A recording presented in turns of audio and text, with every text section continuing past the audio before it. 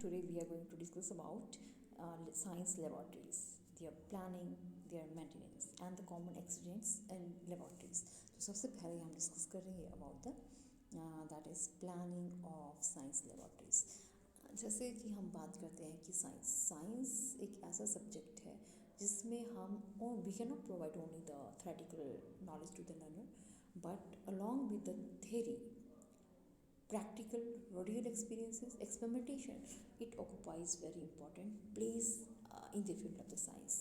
तो real experiences को experimentation provide करने की अपॉर्चुनिटीज़ के लिए बहुत ही इम्पॉर्टेंट जो प्लेस ऑक्यूपाई करती है हमारे स्कूल में, that is a science laboratory. तो science laboratory is most important that part of every school which provided each and every learner an opportunity to fulfill or to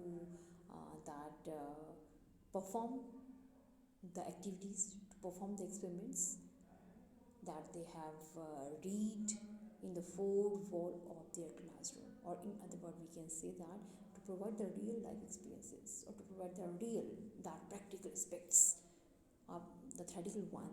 तो laboratory occupies very important place. तो सबसे पहले अगर हम बात करते हैं तो लेबॉर्ट्री का जो आइडिया है it was suggested by that G Sevis in 1964. 1964 में जी सेविस ने लेबॉर्ट्री का आइडिया जो है वो दिया था. और he have provided the two laboratory design, that is elementary laboratory as well as sixth form laboratory. तो एलिमेंट्री लेबॉर्ट्री जिसका जो डायमेंशन है वो है 89 स्क्वायर मीटर और which is appropriate for which have capacity to accommodate the 30 students. तो 30 student को accommodate करने वाली एलिमेंट्री लेबॉर्ट्री जो 89 स्क्वायर मीटर के डायमेंशंस को इन्होंने मेंशन किया था. और एक दूसरा जो इन्होंने नाम दिया that the sixth form that laboratory, और उसका जो डायमेंशन है वो है 56 स्क्वायर मीटर और it has capacity to accommodate only 16 students. 16 बच्चों को अकोमोडेट करने की कैपेसिटी ये रखता है. तो ये थे दो डिज़ाइन जो सेविस ने 1964 में दिए. और इसके साथ साथ इन्होंने एम्फेसिस किया कि there are so many factors they must be considered while one is planning the layout of laboratory. जब लेआउट जो भी डिज़ाइन हम बना रहे हैं, प्लान कर रहे हैं, तो उसके लिए क्या होना चाहिए, we must keep in view these 6 factors. इन फैक्टर्स को हमें ध्यान में रखना चाहिए. सबसे पहले तो है linear bench space, then is a circulation space, then is storage, permanent equipments, wall space and demonstration bench. तो ये 6 पैरामीटर्स और 6 जो फैक्टर्स हैं उनको कंसिडर किया जाना चाहिए सिविल्स के अकॉर्डिंग. तो सबसे पहले इन्होंने एम्फेसिस किया लीनियर बेंच स्पेस के बारे में. लीनियर का मतलब है कि जो भी बेंच है एक लीनियर रो में अरेंज्ड है हमारे बेंचेस लैब में, तो व्हाट टाइप ऑफ कितना स्पेस उनके बीच में होना चाहिए. तो he mention that 1 metre of minimum linear bench space must be there for elementary laboratories. Elementary laboratory के लिए 1 मीटर का, whereas 1.3 metre linear space must be there between the benches for 6 form laboratory. तो ये इन्होंने emphasis किया कि linear जो भी बेंचेस के बीच का स्पेस है लीनियर स्पेस, तो वो जो है 1 मीटर एंड 1.3 मीटर रिस्पेक्टिवली होना चाहिए फॉर बोथ द लेबॉर्ट्रीज. और उसके बाद नेक्स्ट बात करी इन्होंने अबाउट द सर्कुलेशन स्पेस की. तो circulation means as we know that laboratory में जो भी फिक्स चीज़ें हैं तो there must be space for the students. मतलब एक सामान लेने के लिए हमें जाना है तो मूवमेंट के लिए दे मस्ट बी एक सर्कुलेशन कि हम जो भी हमारा पूरा रूम है टेबल्स के बीच का, वॉल एंड टेबल के बीच का, तो ये सारा का सारा स्पेस है जो कि यूज़ कर रहे हैं हम किसके लिए, सर्कुलेट करने के लिए. Whenever we are circulating from one place to other place, जब हम एक मूव कर रहे हैं मूवेबल एक जगह से दूसरी जगह तक अगर हम जाना है तो सर्कुलेट करने के लिए there must have the space. तो उन्होंने एम्फेसिस किया कि सर्कुलेटरी जो स्पेस है वो दोनों में ही कितना होना चाहिए. It must be what, it must B that is ये है कि इसमें सर्कुलेशन स्पेस है हमारा 1.7 मीटर है.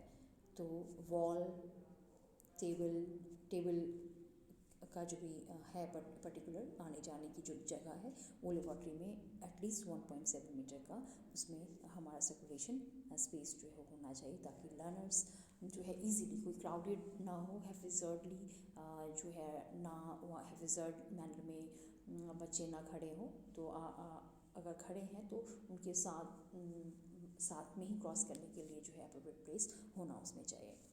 अब इसके साथ साथ नेक्स्ट रहती है स्टोरेज। तो स्टोरेज में there must be a proper space for the storage. तो we have so many type of the articles, so many type of that equipments present होते हैं लेबॉर्ट्रीज में। कुछ एक हैवी आर्टिकल्स होती हैं, कुछ एक होती हैं जो जिनका एक means each and every equipments और material it required a fix place, तो proper storage must be there. तो जैसे हैवी जो भी चीज़ें हैं, वो कोई उसमें अलमीरा है या वॉल के साथ ही अटैच जो भी अलमीरा है वो हो, हैवी चीज़ों को रखने के लिए at the lower self of the अलमीरा हम उसको प्लेस कर सकते हैं। और जैसे कि कोई थर्मोमीटर्स हैं, एनीमोमीटर्स हैं, तो उनको हैंग करने के लिए एक वॉल स्पेस में उसको हम अरेंज कर सकते हैं। तो ईच एंड एवरीथिंग, अगर जैसे हमारे ऑप्टिकल बेंच की हम बात करते हैं, तो उसके लिए भी उनको भी स्टोर करने के लिए मीन्स केमिकल्स एपरेटिस को स्टोर करने के लिए, उनको प्रॉपरली रखने के लिए there must be a proper storage space, proper cover, proper अलमीराज मस्ट बी देयर। तो इसके साथ साथ नेक्स्ट है परमानेंट इक्विपमेंट्स की। मैंने खैर इससे पहले ही बात कर ली कि कुछ एक परमानेंट जो भी है मटेरियल हमारे पास होते हैं जिसको हम एक जगह से दूसरी जगह तक नहीं इजीली मतलब उसको पोर्ट कर सकते हैं, तो उनके लिए एक फिक्स्ड पोजीशन ही होना चाहिए। जैसे we can say that gas plant है, we can not move it from one place to another place, तो वो एक पर्टिकुलर उसमें ही ये हो। जैसे डार्क रूम है, तो डार्क रूम में जो भी एक्सपेरिमेंटेशन होने वाली है उससे रिलेटेड जो भी apparatus हैं they must be come there. तो ये है परमानेंट स्पेस की। यहाँ पे हमने बात की कि परमानेंट जो इक्विपमेंट्स हैं उनको उनके लिए एक पर्टिकुलर और परमानेंट जो प्लेस है it must B assigned, it must B allocated so that they can B fix there. तो बर्नर्स की बात कर रहे हैं, gas cylinders, pipes and all की हम बात कर रहे हैं, तो इस तरह से हर एक केमिकल को, हर एक एपरेटस को, हर एक इक्विपमेंट्स को प्रॉपरली एक स्पेस, एक प्लेस डेजिग्नेटेड होना चाहिए उसको प्लेस करने के लिए। और उसके साथ साथ वॉल स्पेस की बात करी है इन्होंने। वॉल स्पेस में वॉल पे भी इस तरह का मतलब एक अप्रोप्रिएट स्पेस हो ताकि हम कुछ एक जो भी एपरेटिस हैं वो वहाँ पे उसको कैरी कर सकें, उसको रख सकें। तो इस तरह से वॉल पे भी एक प्रॉपर स्पेस जो है, स्टोरेज स्पेस जो है वो दिया जाना चाहिए। और उसके साथ साथ there must be what demonstration bench must be there. तो डेमोस्ट्रेशन जो बेंच है ये ऐसी जगह लाइटेड एरिएट प्लेस पे होना चाहिए ताकि, और elevated, it must be the elevated, ताकि जो भी पूरी क्लास है उसको एक्सपेरिमेंटेशन जो भी डेमोस्ट्रेशन टीचर दे रहा है तो वो उसको प्रॉपरली दिखे, डेमोस्ट्रेटिव बेंच। तो ये इस तरह से इन्होंने एम्फेसिस किया कि ये 6 फैक्टर्स हैं जिनको ध्यान में रखा जाना चाहिए। Linear space, proper linear space होना चाहिए बेंचेस के बीच में, और आने जाने के लिए जो सर्कुलेटरी स्पेस है इट मस्ट प्रॉपर, और परमानेंट एपरेटिस है या रेगुलरली यूज़ होने वाले जो भी एपरेटिस हैं उनके लिए भी एक प्रॉपर स्टोरेज होना चाहिए। और वॉल पे भी वॉल स्पेस भी हो सकता है जहाँ पे भी हम कोई भी चीज़ों को जो वो हैंग कर सकते हैं, और उसके साथ साथ एक demonstrative bench must be there. तो ये मीन्स ये सारी चीज़ें जब भी कोई एक लेआउट बनता है, प्लानिंग बनते हैं, लेआउट बनता है लेबॉर्ट्री डिज़ाइनिंग का, तो ये इन चीज़ों को ध्यान में रखा जाना चाहिए। और ये जो फैक्टर्स हैं वो जी सेवियर्स ने इसको मेंशन किया था, जिन्होंने 2 तरह की लेबॉर्ट्री सजेस्ट की थी, that is elementary laboratories and the 6 form laboratories. अब इसके बाद नेक्स्ट आ जाती हैं डिज़ाइन, लेबॉर्ट्री डिज़ाइनिंग है। तो we have the 3 type of the laboratory designs. First of all that is a lecture room cum laboratory, all purpose laboratories and multi purpose science laboratories. तो ये इन 3 तरह की लेबॉर्ट्री जो है वो हमारे पास अवेलेबल है। तो have a look on each of them one by one. तो first of all we have what as a name lecture room cum laboratory means certain that type of laboratory which can be used for the both purpose, जिसको हम एक lecture room के form में भी use कर सकते हैं और we can use that as a lab. And this lecture cum laboratory design, it was given by Dr. R.H. Whitehouse the principal of Central Training College Lahore. Central Training College Lahore के principal doctor RH Whitehouse ने ये lecture room cum laboratory design को दिया है, को mention किया था। तो अकॉर्डिंग टू हिम इन्होंने दिया है ये वाला डिज़ाइन कि इसमें इसका जो लेआउट है, इसकी जो प्लानिंग है, लेआउट है पूरा, वो है दैट इज़ 25 स्क्वायर मीटर का लेआउट है। Means we can say that 45 by 25 square metre का जो लेआउट उन्होंने दिया, तो जिसमें ही हैज़ एम्फेसाइज दैट उसमें जो भी वॉल्स हैं, वॉल्स की जो थिकनेस है वो 1.5 का रखा। ये इनका थिकनेस होनी चाहिए प्रॉपर्ली वॉल्स का, और उसके साथ जो भी फ्लोर है इट मस्ट बी सीमेंटेड, और इसके साथ मतलब कोई स्लोपी होना चाहिए ताकि पानी एक जगह में टिके ना, पानी गिरे तो वो बाहर की तरफ को जो है वो वाइप आउट हो जाए। एंड विंडोज़ की यहाँ पे इन्होंने एम्फेसिस किया कि there must be a scope of the windows, और विंडो जो हैं लेबॉर्ट्री की वो अंदर की साइड की बजाय दे must be open toward outside so that proper space be there within the laboratories. And the door में इन्होंने एम्फेसिस किया कि जो डोर्स हैं as the design mentioned that a lecture room come laboratory, तो there must have the two doors, one door for lecture room वाली side पे, और दूसरा जो है लेबॉर्ट्री का जो पोर्शन है उस साइड में जो है हमारा डोर होना चाहिए। तो इसकी फर्निशिंग की जहाँ पे इन्होंने बात की, तो फर्निशिंग में क्या है, furnishing it should be properly furnished and each and every that apparatus and then material they must have the particular place to be kept। तो इस तरह से ईच एंड उसमें अलमीरा हो, उसमें ब्लैक बोर्ड्स हों, उसमें बेंचेस हों, उसमें केमिकल्स और apparatus को डिस्प्ले करने के लिए जो है वो बेंचेस हो, प्रॉपर स्पेस हो।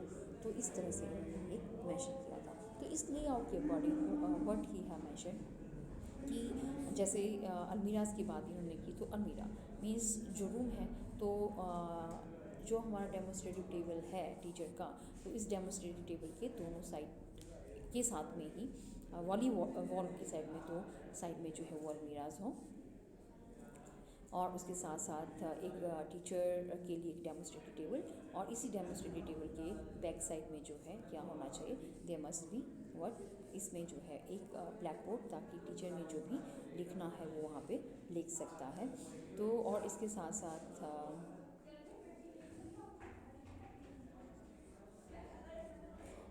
साथ जो है properly that is the same can all, ये तो यह 8 अलमीरा की हमने टोटली बात करी थी कि एक 2 अलमीरा, एक वॉल, एक जहाँ पे हम जिसको एज अ क्या कर रहे हैं, ये जो पोर्शन यहाँ पे हम शो कर रहे हैं, दिस पोर्शन इज़ व्हाट, ये है यहाँ हम इसको यूज़ कर रहे हैं as a classroom, this portion half portion it is as a classroom, इसको एज अ क्लासरूम हम यूज़ कर रहे हैं, ठीक है। और ये 40 स्टूडेंट्स की को अकोमोडेट करने की कैपेसिटी जो है ये रूम रखता है, लेक्चर कम लेबॉर्ट्री जो डिज़ाइन है रखता है, जिसमें इस वाली साइड में भी ब्लैक बोर्ड है, अलमीरा है, सिंक है, ये जो है यहाँ पे डोर है, और हियर अलमीरा जो है इक्विपमेंट्स को रखने के लिए अलमीराज हैं, और इसके अपोजिट एंड में ये क्या है, दीज आर द विंडोज़, और विंडो जो हैं वो बाहर की तरफ को खुल रही हैं ताकि कोई ये ज़्यादा स्पेस ऑक्यूपाई ये नहीं कर रही हैं। और उसके साथ साथ ही जैसे ये दूसरा जो अपोजिट हैंड है, तो this is acting as a, ये हमारा लैब का पोर्शन है, क्लियर। तो लैब के पोर्शन वाली साइड में भी क्या है, हियर इट हैज़ अलमीरा टूवर्ड द अपोजिट एंड, और यहाँ पे एक ब्लैक बोर्ड है, और इसके साथ साथ ये सारे के सारे जो हैं ये tables, these are the tables for what, demonstrative tables हैं, मतलब बच्चों को एक्सपेरिमेंट परफॉर्म करने के लिए टेबल्स हैं, और ये जो भी ड्राइंग बोर्ड एंड ऑल चीज़ें हैं उनको प्लेस करने के लिए स्पेस है, तो और केमिकल्स एंड ऑल को रखने के लिए जो है वो यहाँ पे ये स्पेस है। तो यहाँ पे भी एक ओपनिंग है, that is a door for the laboratories, तो इस तरह से एंड अलमीरा इज़ देयर। तो ये था, दैट इज़ क्या, ये था हमारे पास जो भी डिज़ाइन इन्होंने एम्फेसिस किया, lecture room cum laboratory design, जिसमें हमने ये डिस्कस किया कि ये वाला जो डिज़ाइन है वो 40 जो स्टूडेंट है वो क्लासरूम में ऑक्यूपाई हो सकते हैं, और इसमें 20 जो भी स्टूडेंट्स हैं वो लेबॉर्ट्री वाले पोर्शन में अकोमोडेट हो सकते हैं। तो इस तरह से इस रूम को हम दोनों ही लेक्चर और लेबॉर्ट्री पर्पस दोनों के लिए यूज़ कर सकते हैं। और नेक्स्ट जो डिज़ाइन है, that is all purpose laboratory. As the name indicate, all purpose laboratory means the laboratory which are used for all the purposes, means जिसको हम कहीं में दोनों ही मतलब लेबॉर्ट्री के फॉर्म में भी इसको यूज़ कर सकते हैं एज़ पर आर रिक्वायरमेंट। हमें क्या रिक्वायरमेंट है, तो रिक्वायरमेंट के अकॉर्डिंग हम उसको मतलब अकोमोडेट कर सकते हैं अकॉर्डिंग टू आवर नीड्स। तो that is all purpose of laboratory, जिसको हम क्लासरूम में यूज़ कर सकते हैं, जिसको हम कोई भी मीटिंग अगर होल्ड करनी है तो उसको यूज़ कर सकते हैं, लेबॉर्ट्री इसमें यूज़ कर सकते हैं, तो इसलिए इसको ऑल पर्पस लेबॉर्ट्री कहा गया है। इसका जो डायमेंशन है वो भी वही है, दैट इज़ 45/25 और टोटल 825 स्क्वायर मीटर की इसका भी है, मतलब ये इतना डायमेंशन है। तो इसकी कैपेसिटी भी क्या है कि it has capacity to accommodate the 40 students को अकोमोडेट करने की टेंडेंसी है। और उसमें भी जैसे स्टोरेज, हाँ यहाँ पे एम्फेसिस ये है कि इसमें जो भी केमिकल्स को प्रिपेयर करना है हमें, या कोई भी स्टोरेज रखनी है, केमिकल्स वगैरह को प्लेस करना है, तो स्टोरेज कम प्रेपरेशन के लिए एक एक्सटेंडेड प्लेस होना चाहिए आगे की तरफ को, तो एक सेपरेट एक्सटेंड फॉर्म में वो हो, और उसके साथ साथ प्रेपरेशन रूम भी क्या, स्टोरेज कम प्रेपरेशन रूम, तो वो होना चाहिए अलग से एक्सटेंडेड। और उसके साथ साथ क्योंकि ये ऑल पर्पस लेबॉर्ट्री है तो इसका फर्नीचर जो है शुड नॉट बी फिक्स, ये फिक्स ना हो, कैसा हो, चेंजेबल हो। जैसे ये हैं, यहाँ पे हमने बात करी ऑल पर्पस लेबॉर्ट्री का, जिसको हम किसी भी पर्पस के लिए यूज़ कर सकते हैं। तो जैसे ये यहाँ इस पोर्शन में हम देख रहे हैं, that is we have what, यहाँ पे we have the blackboard के साथ साथ ये अपोजिट जो भी चीज़ें हैं, ये हमारी अलमीरास, यहाँ पे हम अपना केमिकल्स एंड ऑल चीज़ें जो है रख सकते हैं, ड्राइंग बोर्ड एंड ऑल के लिए स्पेस जो है इसमें हो सकता है, ठीक है। और उसके साथ ये जो स्पेस है हमारे पास ये एक अलमीरा, सिंक एंड ऑल यहाँ पे है, ठीक है। और उसके साथ साथ ये जो पोर्शन है, दिस इज़ एक्टिंग एज, इसको हम यूज़ कर सकते हैं, कैसे, इसको हम यूज़ कर सकते हैं फॉर ये बेंचेस हैं, जैसे टेबल के साथ साथ जो है इसके साथ बेंचेस हैं, क्लियर। और ये जो ये हैं यहाँ पे विंडोज़ जो कि बाहर की तरफ खुल रही हैं, और this is a bench display, जो बेंच जिसमें हम कोई भी चीज़ें उसमें डिस्प्ले कर सकते हैं, बहुत सारे हमारे जो भी एपरेटस होते हैं उसको डिस्प्ले करने के लिए स्पेस है। And Windows for cross ventilation, बाहर की तरफ को खुलने वाली। और इसके साथ साथ यहाँ जो है हमारे पास इट हैज़ व्हाट, तो यहाँ ये सारा जो इसके लिए एंट्री है ये फॉर एंट्री, और ये भी जो इक्विपमेंट्स को रखने के लिए we have the certain space storage के लिए। और ये जो हमने पहले बात करी थी कि ये जो पोर्शन है हमारा, इट इज़ एक्टिंग हैज़ कौन सा, स्टोरेज एंड प्रिपरेशन रूम की हम यहाँ पे बात कर रहे हैं।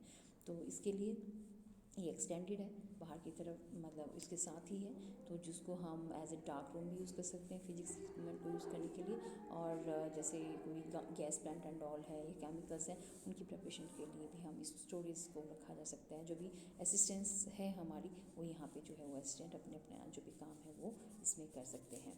तो ये इस तरह से हुआ हमारा, दैट इज़ हम क्या कर सकते हैं, ये ऑल पर्पस लेबॉर्ट्री, जिसमें क्या है ऐसी laboratory which can be use by all the purpose, सभी पर्पस को सॉर्ट आउट करती है हमारा, जिसको हम जैसे, क्योंकि इसमें क्या है ऑल पर्पस क्यों बोला इसको, क्योंकि ये इसको हम एज अ लेक्चर रूम भी यूज़ कर रहे हैं, इसको एज अ मीटिंग रूम भी इसको यूज़ कर रहे हैं, या कुछ भी मतलब अगर क्लासरूम भी इसको हम यूज़ कर सकते हैं, because blackboard and all they are present here. और इसका सबसे बड़ी बात है कि जो भी फर्नीचर यहाँ पे प्रेजेंट है वो कैसा है, all the furniture available here is immovable है, तो उसको हम मूव कर सकते हैं, इसको खाली कर सकते हैं, तो we can take hall form में हो सकता है, तो we can organise anything here. तो इस तरह से क्या है कि ऑल पर्पस लेबॉर्ट्री, जिसको हम किसी भी अपने एज पर रिक्वायरमेंट जिसको यूज़ कर सकते हैं।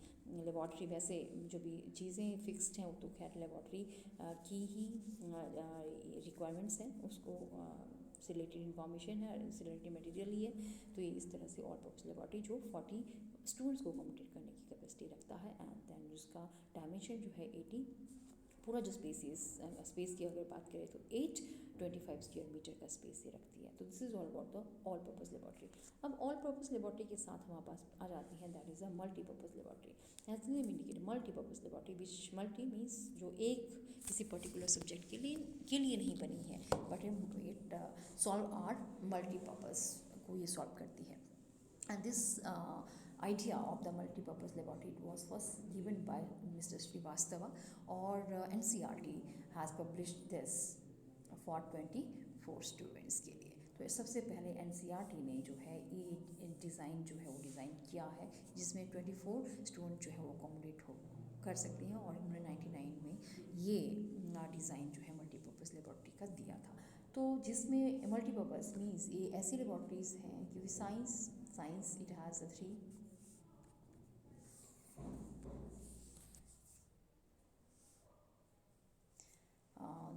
थ्री मेजर जो ब्रांचेस की अगर बात करें तो it has physics, chemistry and biology. तो फिजिक्स, केमिस्ट्री एंड बायोलॉजी, तो मल्टीपर्पज़ ये है कि सारे के सारे जो भी सेपरेट नहीं है, फिजिक्स की अलग से नहीं है, बायो की अलग से नहीं है, केमिस्ट्री की अलग से नहीं है, but all the three subjects related equipments and material, they are presented or they are established or they are kept in a common that room, that laboratory which is called as a multi-purpose laboratory। तो multi-purpose laboratory की जहाँ पे हम बात कर रहे हैं, तो यहाँ हम बात करें कि multi-purpose में जो है हमारा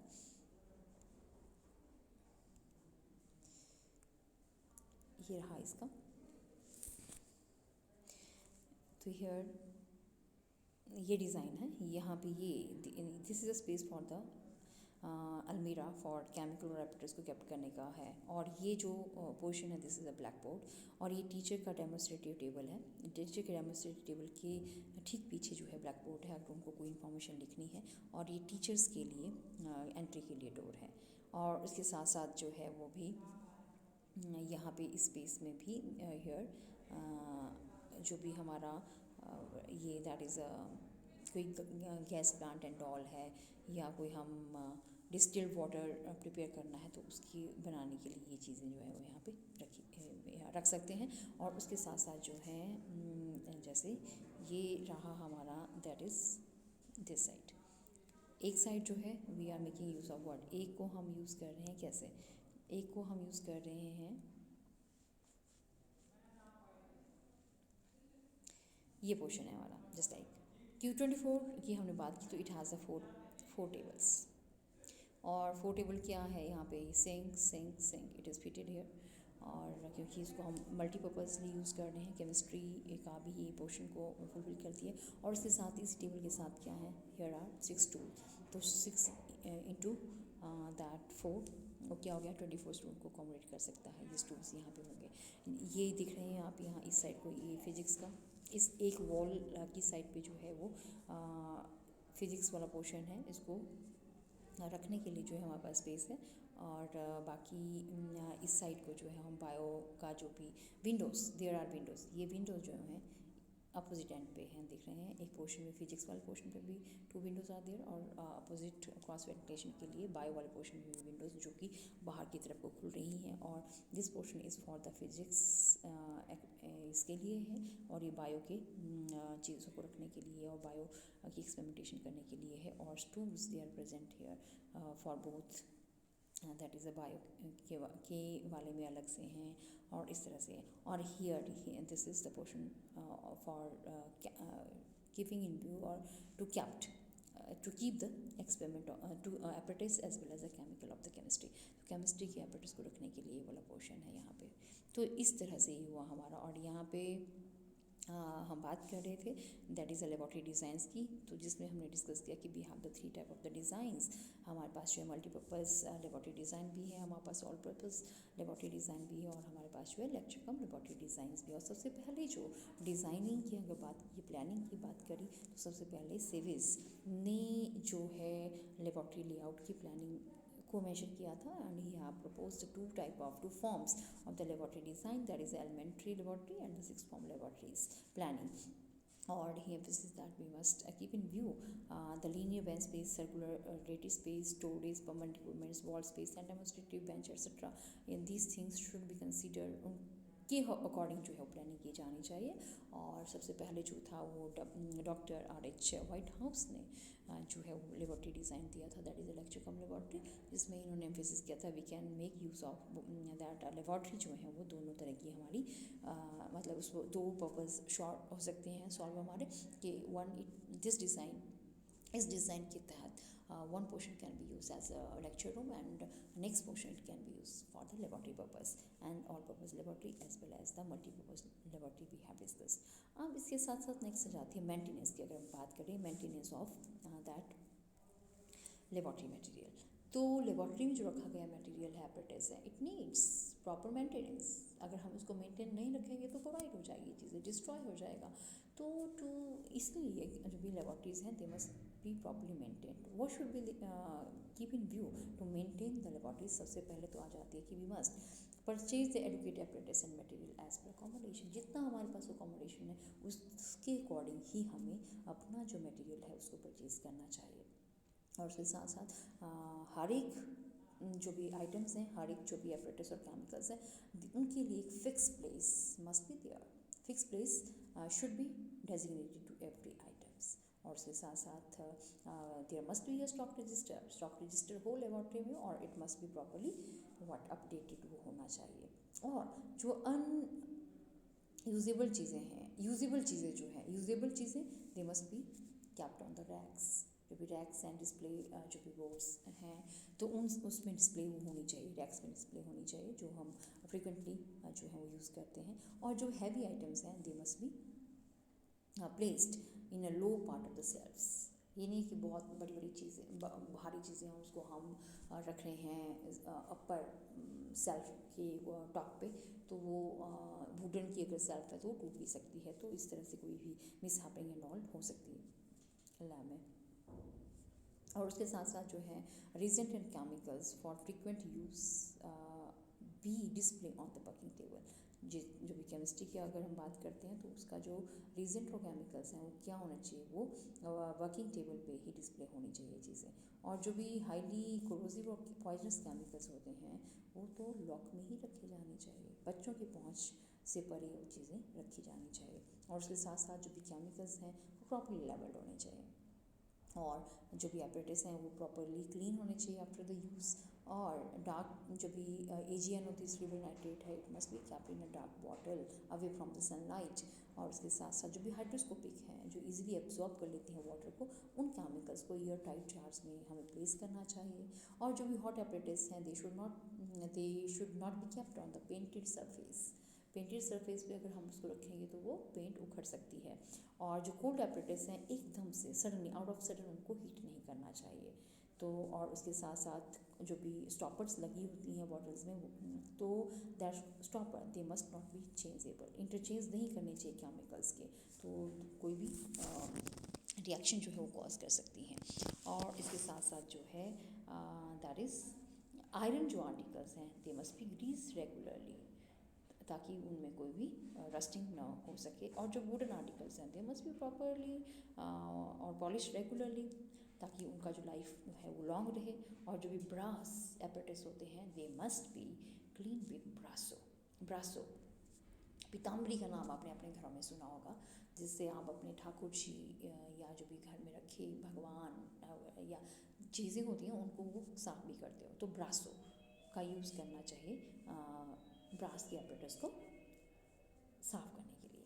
और इसके साथ साथ जो भी हमारे ग्लास वेयर्स होती हैं जैसे ब्यूरेट हो गई, पिपेट्स हो गई, टेस्ट ट्यूब्स एंड ऑल हैं, तो इस तरह के और क्लॉनिकल फ्लास्क वगैरह हैं, तो उन चीज़ों को क्लीन करने के लिए हमें साबुन या फिर हॉट अल्कली सॉल्यूशन या फिर पोटेशियम डाइक्रोमेट जैसे सॉल्यूशन का हम इसमें यूज़ कर सकते हैं। और जो लेंसेज और मिरर प्रेजेंट होते हैं हमारे लेबॉर्ट्री में दे मस्ट बी वॉश्ड और दे must be clean with the tissue papers. और जो भी ब्रोकन आइटम्स होती हैं टूटी हुई है they must be replace immediately और if and repaired if needed. और जो ब्रेकेज है breakage be noted at once. और इसका रिकॉर्ड भी हमें अपने स्टॉक रजिस्टर में मेंशन करना चाहिए। And more over laboratory instructions they must B display in the labs, that is student must be asked to read the instruction very carefully and to follow that instructions, and इसके साथ साथ जो है students are asked to follow the instructions। तो this is all about what, ये तो थे क्या किस तरह से हमें अपनी लेबोरेटरी को मेंटेन करना चाहिए। अब इसके बाद नेक्स्ट आ जाती है, देखो क्या बहुत सारे छोटे मोटे एक्सीडेंट्स जो है वो भी लेबोरेटरी में हो सकती है, हैपनिंग्स हो सकती हैं whenever we are performing the experiments. तो व्हाट आर दैट एक्सीडेंट्स, तो हैव अ लुक। सबसे पहले तो common accidents and their prevention, किस तरह से एक साइन अब लैब में हम एक्सपेरिमेंट कर रहे हैं और कोई भी मिसहैपनिंग हो जाती है तो how they can be prevented. तो सबसे पहले अगर हम बात करते हैं तो we have the poison, we have that fire, हो सकती है आग लग सकती है, आई इंजरीज हो सकती है, बर्न्स हो सकते हैं, कट्स हो सकती हैं और इलेक्ट्रिकल शॉक्स भी लग सकते हैं। ये चांसेस हमारी लैब्स में हो सकती हैं। तो अगर सपोज पॉइजन्स कोई किसी भी बच्चे ने कोई भी पॉइजनस चीज़ ले ली, इनटेक कर लिया, तो पॉइजन्स भी वैसे भी हमारे पास 4 तरह के पॉइजन्स हैं। एक है नॉन क्रोजिव पॉइजन्स हैं, केमिकल्स है ना, क्रोजिव केमिकल्स होती हैं, उसके साथ अननोन नेचर का भी हो सकता है और इसके साथ हम कोई भी पॉइजनस गैस को इनहेल भी कर सकते हैं बच्चे, ठीक है। अगर जैसे हमने बात की यहाँ पे नॉन क्रोजिव का मतलब क्या हो गया, ऐसे केमिकल्स और ऐसे that material which don't cause any damage to our living tissue, जो लिविंग टिश्यूज़ को कोई भी हार्म नहीं पहुँचाता है, तो नॉन क्रोजिव है। तो वो ऐसे केमिकल सब्सटेंसेस अगर इनटेक हो गए तो वो शुड बी डन इमीडिएटली। तो क्या किया जाना चाहिए, वॉमिट व्हाट, एक तो 2 spoon of the salt should be added in a chilled water and वो पिला देना चाहिए उस विक्टिम को, और फिर उसके साथ साथ 2 फिंगर्स उसमें थ्रोट में डाल के उसको वॉमिट करवाना चाहिए। तो ये है chilled salt water should be given और vomit by putting the finger inside the mouth. अब नेक्स्ट आ जाए, ये तो करना है हमने कब, जब भी कोरोसिव केमिकल्स जो है बच्चा इनटेक कर लेता है, नॉन कोरोसिव अगर इनटेक कर लेता है। इन केस ऑफ कोरोसिव क्या हुआ, कोरोसिव आर दो chemical substances which may damage, which may cause injury to our living tissues, जो हमारी जो स्किन है, लिविंग टिश्यूज़ हैं, उनको थोड़ा सा कोराइड कर सकती हैं, तो वो कोरोसिव हुए। और कौन से हो सकते हैं, ये हमारे को स्ट्रॉन्ग एसिड और स्ट्रॉन्ग बेस हो सकते हैं। सपोज कि बाई चांस कोई भी बच्चे ने स्ट्रॉन्ग एसिड ही इनटेक कर लिया, तो वो शुड बी डन, क्या करना चाहिए, तो इमीडिएटली उसको वॉमिट, तो बिल्कुल भी हम उसको नहीं बोल सकते वॉमिटिंग के लिए, वो शुड बी डन। सबसे पहले तो क्या करना चाहिए, उसकी जो ये है दैट इज़ इन्फ्लेमेशन है, उसको अवॉइड करने के लिए ही और शी शुड बी अलाउड और should be given plenty of water, excessive amount of water जो है उसको पीने के लिए दिया जाना चाहिए। And after that what, to neutralise the effect of acid, milk of magnesia should be given, ताकि उसके इफेक्ट को न्यूट्रलाइज किया जा सके। और अगर सपोज एक स्ट्रॉन्ग बेस बच्चा ले सकता है, ले, तो क्या उसमें भी सबसे पहले वही करना है कि ड्रिंक और गिव हिम और हर अ प्लेंटी ऑफ वाटर, उसको पिलाओ, and after that he should be served the lemon juice to neutralize the effect of the strong base। इसके बाद नेक्स्ट आ जाता है हमारे पास अननोन नेचर, हमें नहीं पता कि एसिड था, बेस था, what type of the chemical was taken by the student. तो in that case what should be used, one should make use of universal antidote. Universal antidote क्या हुआ, it is nothing but it is 2:1:1 ratio of carbon, magnesium oxide and tannic acid, so 2 part of the carbon, that is the charcoal, and 1 part of the magnesium oxide and 1 part of the tannic acid, this इस ratio में जो है हमें उसको ये antidote जो है वो देना चाहिए। और अगर सपोज इन केस अगर बच्चा क्या इनहेल कर लेता है, कोई पॉइजनस गैस को इनहेल कर लेता है, तो वो शुड बी डन।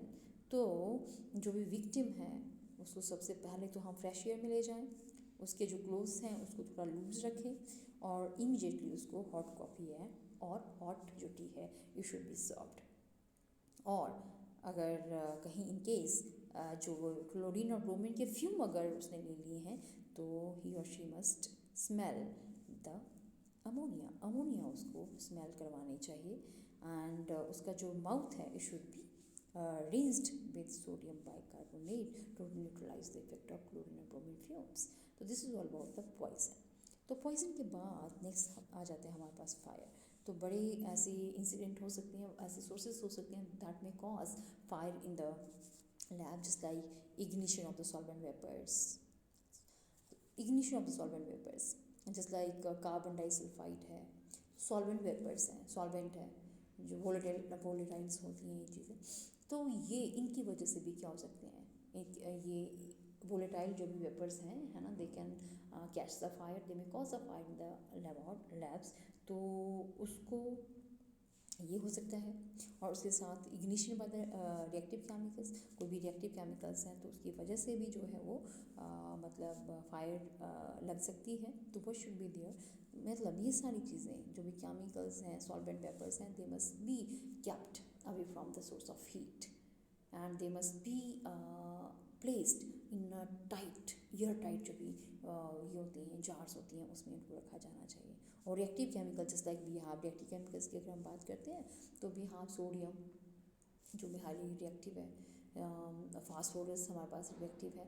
तो ये जो चीज़ें हैं दे मस्ट बी, जैसे सोडियम आपने देखा ही है कि ये केरोसिन ऑयल में इसको रखा जाता है, बिकॉज अगर इसको एक्सपोज करते हैं तो इमीडिएटली ये क्या करता है, रिएक्ट कर जाता है एयर और वाटर के साथ और हाइड्रोजन गैस को लिबरेट करता है जो एक्सप्लोसिव इन नेचर होती है। तो इस तरह से जो है जो भी रिएक्टिव केमिकल्स हैं, फास्फोरस को सैंड में और सोडियम की अल्कली जो भी है स्ट्रॉन्ग अल्कलीज हैं, they must be kept in what heat को सोडियम एटसेट्रा, इस तरह के मेटल्स को हमें केरोसिन में केप्ट करना चाहिए ताकि वो ज़्यादा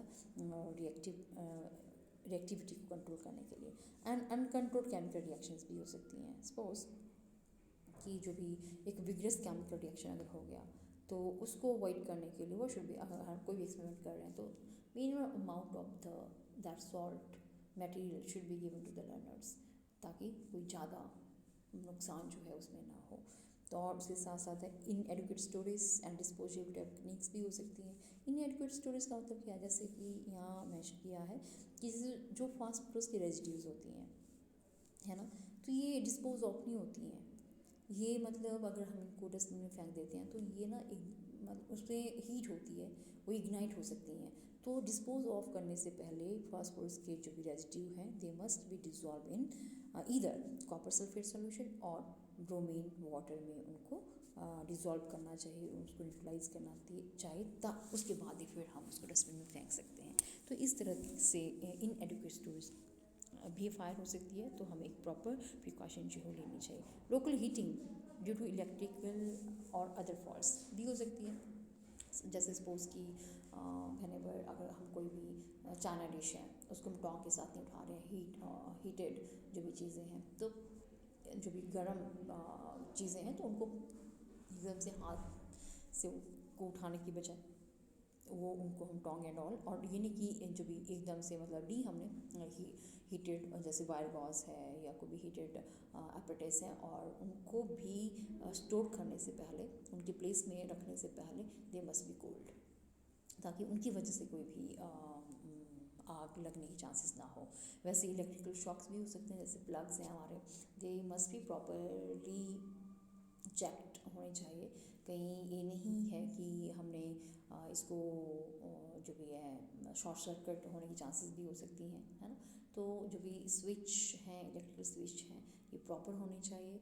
अगर प्रॉपर फंक्शन में नहीं है तो इमीडिएटली उनको हमें रिप्लेस कर देना चाहिए। And they should be after the use they must be kept eight of mode, उनको रखा जाना चाहिए।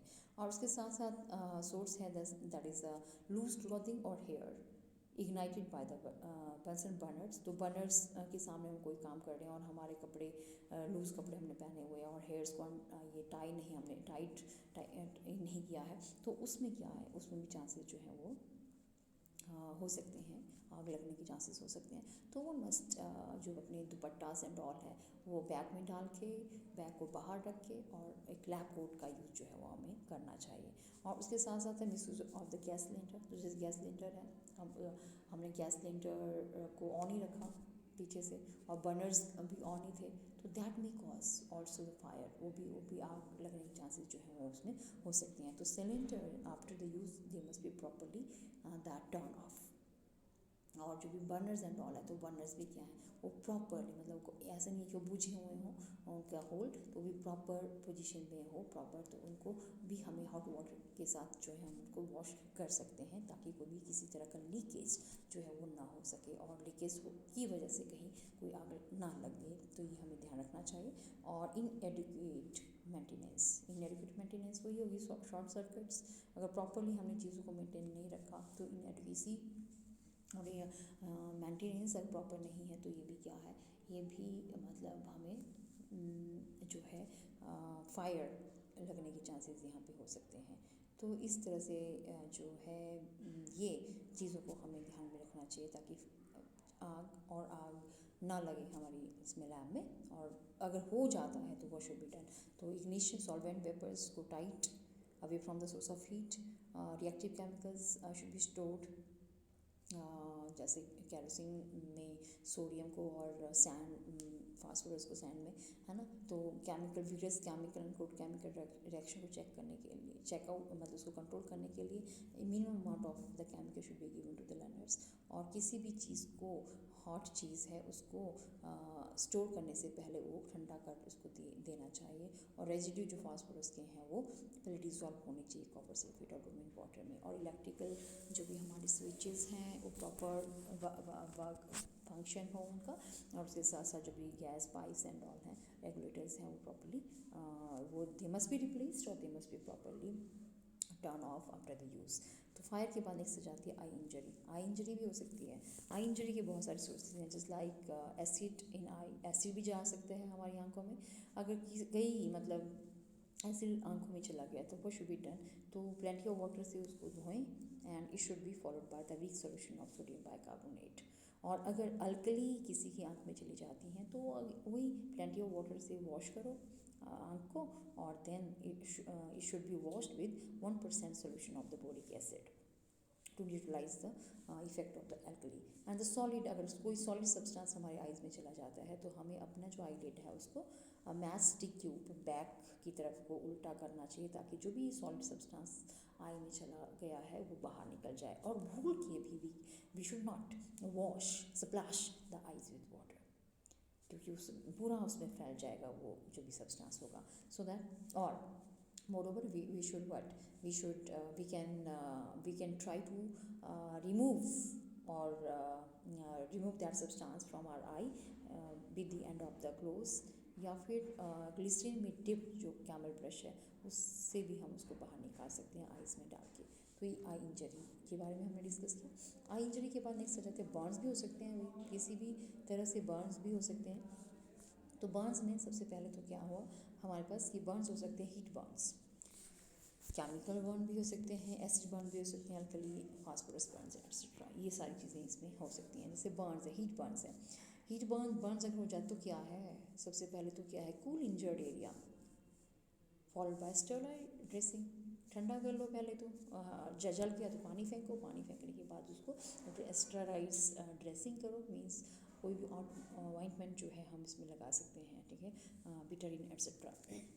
केमिकल्स बर्न अगर हो जाता है तो first of all we have to wash the burn area with copious amount of water, excessive amount of water के साथ इसको धोना चाहिए। और ये केमिकल बर्न अगर किसकी वजह से, एसिड की वजह से है, तो it should be followed by पानी से धोया, पानी में धोने के बाद उसमें क्या करना है, सोडियम बाइकार्बोनेट से उसकी इफेक्ट को न्यूट्रलाइज करो, और इमीडिएटली फॉलोड व्हाट बिटाडीन उस पर अप्लाई करो। और अगर अल्कली की वजह से बर्न हो गया है तो भी पानी के साथ तो धोना ही है, उसके बाद हमने एसिटिक एसिड के सोल्यूशन से उसको वॉश आउट करना है, न्यूट्रलाइज करना है उसके इफेक्ट को, और बिटाडीन उस पर अप्लाई करनी है।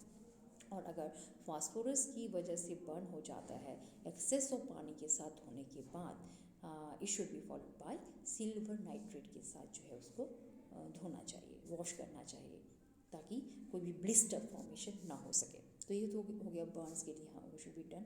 अब कट भी लग सकते हैं, कट माइनर भी हो सकते हैं, मेजर भी हो सकते हैं। कट अगर माइनर होते हैं तो what should be there, we should immersed the cut portion in the water followed by sterilise dressing, पानी में डालो और जो भी उसका इम्पेक्ट होगा वो चला जाएगा और उसके साथ हम ड्रेसिंग कर सकते हैं। और अगर कट किसी रस्टी आर्टिकल से होता है तो then anti tetanus shot should be given to the patient. And अगर कोई सीवियर ब्लीडिंग अगर हो जाती है तो वो it should be stopped by applying the pressure on the artery between the bone and heart। तो हार्ट और बोन के बीच में जो हमारी आर्टरी अगर कट गई है तो उसको क्या कर दो, मतलब खून ब्लीडिंग को रोकने के लिए, उसके खून के रिसाव को रोकने के लिए शुड बी टाइटली उसको बांध सकते हैं हम किसी भी दैट कपड़े से, और we can consult the doctor on the severe bleeding. उसके साथ नेक्स्ट है इलेक्ट्रिकल शॉक्स। अगर इलेक्ट्रिकल शॉक्स लग जाते हैं तो वो शुड बी डन, सबसे पहले तो हमें जो भी पावर स्विच है शुड बी टर्न ऑफ, उसको बंद कर देना चाहिए। और जो भी पेशेंट है उसको किसी ड्राई लकड़ी या प्लास्टिक की चीज़ से उसके हाथ को हटाना चाहिए और उसके जो भी कपड़े है थोड़ा उसको लूजन करना चाहिए ताकि जो है वो सांस आ सके। और उसके साथ साथ जब तक वो होश में कॉन्शियस स्टेट में आए तो उसके बाद जो है हम उनको कुछ भी चाय एंड ऑल वो उसको सर्व कर सकते हैं। तो this is all about the today we have discuss about the different type of the accidents. क्या कॉमन एक्सीडेंट हो सकते हैं, पॉइजन बच्चा इनटेक कर सकता है, फायर लग सकती है, आई इंजरी हो सकती है, बर्न हो सकती है, और कट्स और इलेक्ट्रिकल शॉक्स भी हो सकती हैं। तो उस केस में टीचर को क्या फर्स्ट एड प्रोवाइड करनी चाहिए, ये हमने इसके बारे में डिस्कस किया। उसके साथ साथ था हमारा that is how the laboratory be maintained, जो लेबॉर्ट्री में रखे हुए मटेरियल्स हैं उनको कैसे हमें मेंटेन करना चाहिए। और उसके साथ साथ we have discuss about the multipurpose, all purpose और लेक्चर कम लेबॉर्ट्री डिज़ाइंस के बारे में डिस्कस किया। और उसके साथ साथ हमारे पास that is a planning of the laboratory. This is all about the planning, designing, maintenance and the common accident in the laboratories. Thank you.